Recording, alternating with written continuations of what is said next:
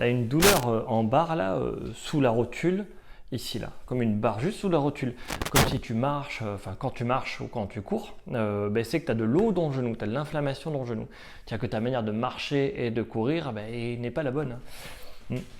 Donc je vais te montrer le premier truc qui permet de soulager un peu les douleurs, c'est le pompage, tout simplement. Voilà, je plie, je relâche, je plie, je relâche, je plie, je relâche, tranquillement. Je vais beaucoup trop vite.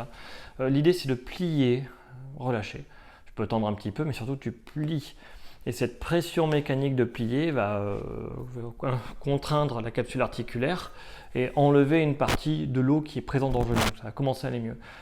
Ça marche très bien pour l'arthrose. Et d'ailleurs, souvent, si tu marches ou que tu cours et que tu as des douleurs en barre ici, dis-toi que tu es au moins en arthrose de stade 2 et que l'activité que tu fais, en fait, tu n'es pas capable de la supporter.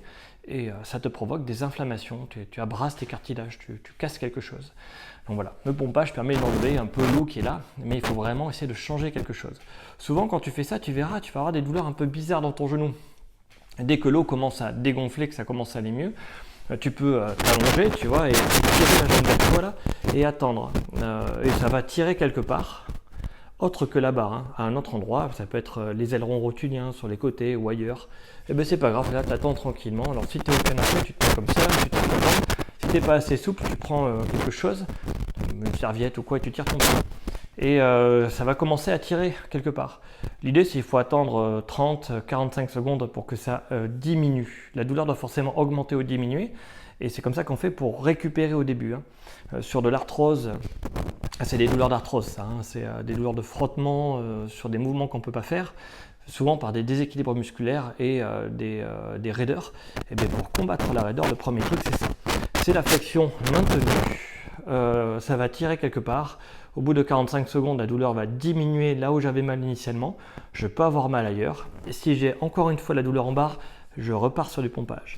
Et l'exercice qu'il faut faire quand tu commences à devenir costaud, ça c'était pour les marcheurs, mais pour les coureurs, ça va être, en absence de barre, l'exercice du samouraï que je montre souvent. Il faut être capable de tenir cette position-là sans gêne, sans douleur. Donc c'est ici, mes pieds sont là, touc, comme ça. Voilà. Et mes deux faces, ça donne ça. Et juste à maintenir cette position sans gêne, sans douleur. Alors au début c'est difficile. Ce que moi je conseille aux gens, c'est de commencer ici et d'aller progressivement en arrière pour que ça étire. Alors, vous me direz, oui, mais j'ai de l'arthrose, j'ai vachement mal au genou. Mets un coussin, c'est pas grave. Tu mets un coussin et si tu n'y arrives pas, attendez, bougez pas, c'est hors cadre. Hop là. Donc, moi, quand vraiment les gens ils ont trop mal, ce que je mets un stepper ou n'importe quoi qui correspond à quelque chose qui soulève un petit peu. Je mets un coussin ici, là, pour pas qu'ils aient trop mal. Je mets les genoux en dehors. Je leur demande de s'asseoir. Et si vraiment ils ont trop mal aux pieds et qu'on veut travailler les genoux, c'est l'inverse. Je les mets ici, les pieds en dehors, et je leur demande de s'asseoir. Avec un coussin toujours. Voilà, la souplesse est le premier truc à travailler pour commencer à aller mieux sur les douleurs d'arthrose. Dis-toi que si tu marches ou que tu cours, que tu as la douleur en barre ici, là, c'est de l'arthrose de stade 2.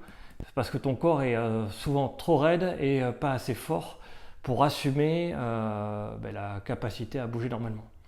Je reviendrai sur les exercices de renforcement une autre fois. Mais dis-toi que c'est vraiment la souplesse qui est l'item 1 à travailler.